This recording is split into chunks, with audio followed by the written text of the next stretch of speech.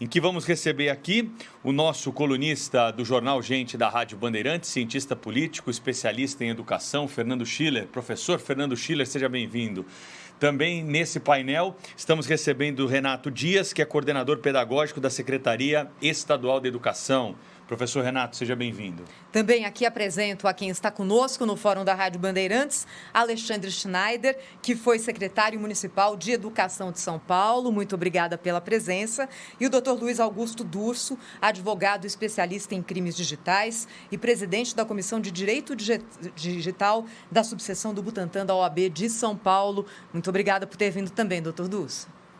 Bom, é inegável, né, Thaís, começarmos esse painel falando sobre os prejuízos da pandemia para a educação, né? As escolas tiveram de ser fechadas durante alguns momentos e isso, claro, trouxe um atraso para a educação do Brasil. Os números são estarrecedores, tenho certeza que nós vamos ser abastecidos aí, tanto nesse painel quanto no próximo, com essa realidade, mas eu começo perguntando aí para o Fernando Schiller sobre o principal desafio hoje em sala de aula, Schiller. Qual é, na sua avaliação, o pontapé que tem que ser dado para a gente mudar esse quadro, trazer o jovem, a criança de volta para a escola no Brasil?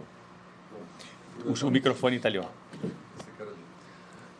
Obrigado pelo convite, agradecer aqui, cumprimentar a Band, né, por esse aniversário, a pessoa aqui do Pedro e da Thaís e os colegas de mesa aqui. Muito rapidamente, muito informalmente também. Primeiro, agradecer ao Pedro, porque eu gosto de educação, sou professor, eu acho que eu vou revelar a idade aqui, viu, Thaís? Mas há mais de 30 anos que eu sou professor, mas não sei se eu sou especialista. Pô, 30 anos? Pô, já é. Mas eu passei por tudo em sala de aula e gosto muito da discussão desse tema. Bom, resumidamente, eu acho que... Vou dizer até, contar uma... Esse dia eu estava lendo uma crônica do Nelson Rodrigues. Nelson Rodrigues, isso no final dos anos 60. Final dos anos 60. Eu gosto muito de ler as crônicas antigas do Nelson Rodrigues. Ele dizia assim, em um certo momento da crônica, ele disse, olha, educação, quem é estudante é elite, é um privilégio. Isso no final dos anos 60. Ele, só de ser estudante no Brasil, você já está na elite. Você já está numa... Quer dizer, isso no final dos anos 70 no Brasil. Então, quer dizer, o que aconteceu? Muito rapidamente, a minha impressão. Vamos lá. Nós conseguimos fazer com que isso não fosse mais verdade no Brasil. Anos 80, especialmente, eu acho muito... Aliás, anos 90, especialmente, depois da Constituição, etc. O país conseguiu universalizar o acesso ao ensino fundamental, a possibilidade também da universalização do ensino médio, que pese, eu acho que nós não conseguimos de fato, porque há uma evasão muito grande e há uma desistência muito grande, aí começa um problema, evidentemente um problema. E agora, me parece que o grande desafio brasileiro, para resumir, vou dizer talvez um pouco é a qualidade na educação. Nós temos que ofertar qualidade na educação. O que eu percebo como professor? Nós passamos, e a pandemia acho que tem muito a ver com isso, a gente passou por uma brutal transformação nesse período da maneira como se entende a educação, como se entende o papel do professor e quem é o aluno.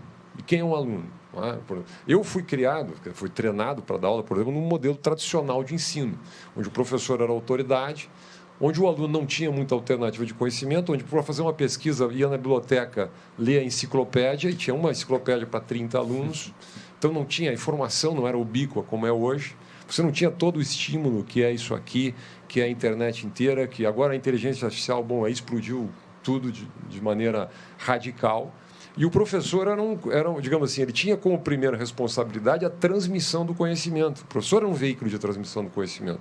E era uma figura de autoridade, em grande medida. E era a expectativa que se tinha em relação ao professor. Eu me lembro, quando eu estudei nos anos 80, está aqui o Alexandre, acho que nós estamos mais ou menos parelho de idade, quer dizer, o professor que fazia muita dinâmica em sala de aula não era bem visto. O professor que era bem visto era o palestrante, era o professor que era o orador, que era o professor que era a figura de autoridade. E essa era a maneira como se entendia a educação. Só que isso tudo explodiu. Quer dizer, hoje o aluno ele é o tempo inteiro tensionado por um universo caótico de informação, sedutor, extremamente sedutora. A escola perdeu a sedução, e ela perdeu a sedução e o lugar de autoridade.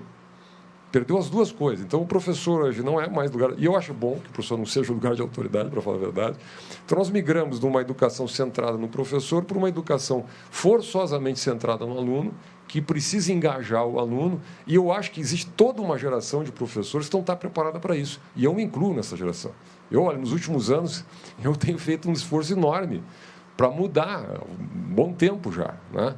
Quer dizer, porque para você fazer educação centrada no aluno, você tem que, no fundo, competir com isso aqui. Você tem que usar a tecnologia, saber usar a tecnologia. Olha, toda semana um aluno me diz, professor, isso que o senhor está fazendo, tem um aplicativo aqui que faz. Quero organizar um debate em sala de aula, tem 10 aplicativos que organizam muito bem os debates, a argumentação, os grupos, a interação. Você quer fazer votação em sala de aula, de argumentos, de posições, você tem um aplicativo. Ou seja, você tem um universo inacreditável hoje de instrumentos, só que, bom, existe todo um retreinamento. A pandemia nos obrigou a mergulhar num ambiente digital. Eu não dava aula digital, por exemplo. Fui dar aula digital na pandemia. Esse é o paradoxal saldo positivo de uma tragédia que foi a pandemia. Nós nos obrigamos a encarar a tecnologia, inclusive encaramos as nossas deficiências, de como lidar com a tecnologia, de como saber dar aula, de como fazer essas coisas acontecerem, etc. Então, assim, eu diria, o grande desafio brasileiro hoje, tem muitos na educação, mas eu acho que esse desafio da educação, saber lidar com a revolução tecnológica, né, saber repactuar isso, onde o aluno necessariamente vai ter protagonismo, necessariamente terá que ser engajado, isso exige um retreinamento fortíssimo do professor, eu acho que é um dos grandes desafios que a gente tem.